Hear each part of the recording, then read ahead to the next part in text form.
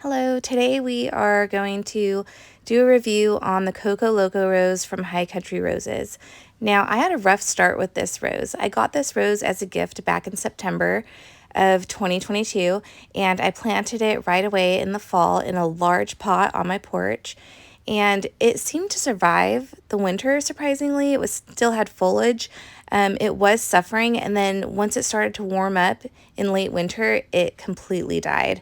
The root system was dead, even though I had kept it watered, and I've grown roses in pots and overwintered them many times and have never had an issue.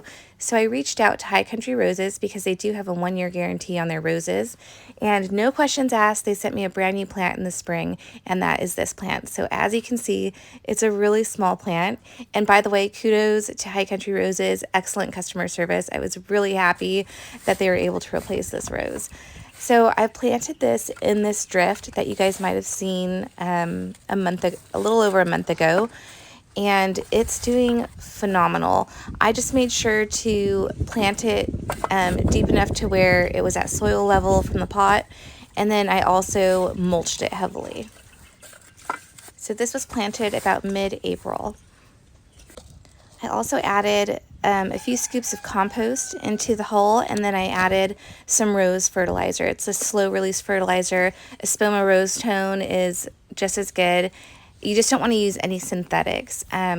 So again, I'm planting this at soil level here, and you can see the root system isn't that developed on this plant. So I was really worried that once it got hot, because it gets hot here pretty quickly in May, I was worried that this was going to fizzle out and die in early summer. I also spared no expense on the compost. So I'm also putting a lot of compost around the plant, and then I'll use my native soil to top it off, and then we'll mulch around it. I do have one regret when planting this rose, and that is not putting a gopher cage or a gopher basket on this plant like I normally do now. But I did go back in later and plant a bunch of peppermint around this plant because gophers hate peppermint. They can't stand the smell of it. So they tend to stay away from it. I may go in later and kind of dig a trench around this and put in some hardware cloth, but we'll see what happens.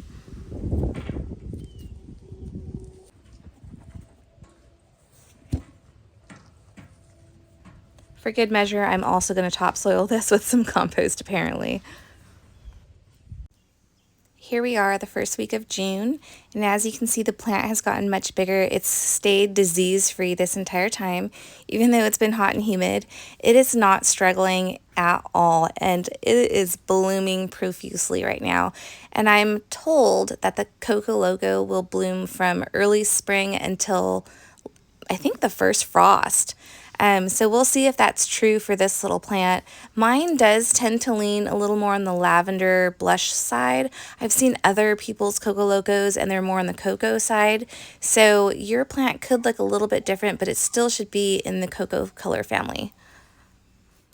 This is a Floribunda rose, which is a more modern group of roses. It's a cross between hybrid teas and polyantha, and the whole idea behind it was to get a rose that was as beautiful as a hybrid tea but bloomed profusely like polyantha. So it's a really good mix. It does stay fairly small. It's a smaller shrub. Some may call it a mini rose, but I wouldn't call it that. So we'll see how big this gets. In my area, because we have such a long growing season and it gets so hot, roses tend to get twice as big as the label says. So I want to see if that's true for this rose. This rose is said to have a long vase life amongst florists, and it blooms profusely, so it's perfect for cut flowers.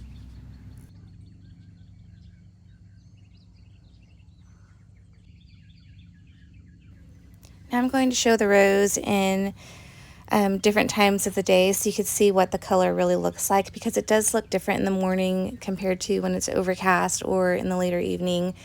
It is more of a lavendery cocoa color, but like I said, in the morning when the sun's really bright, it looks more of a blush. So it's kind of a chameleon of a rose.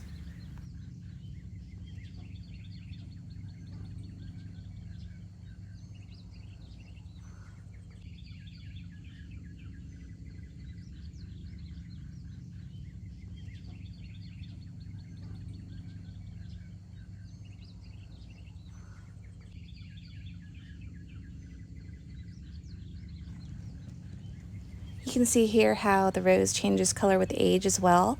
It still has that really pretty blush on the back side of the petals, but the earlier roses from my plant are more of a cocoa color, and then the older it gets, the more lavender it turns out.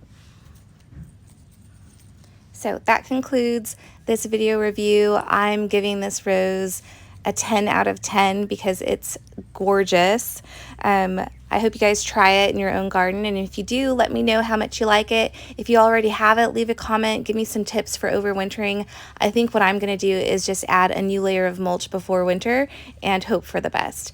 Thank you guys so much for watching, and we'll see you next time.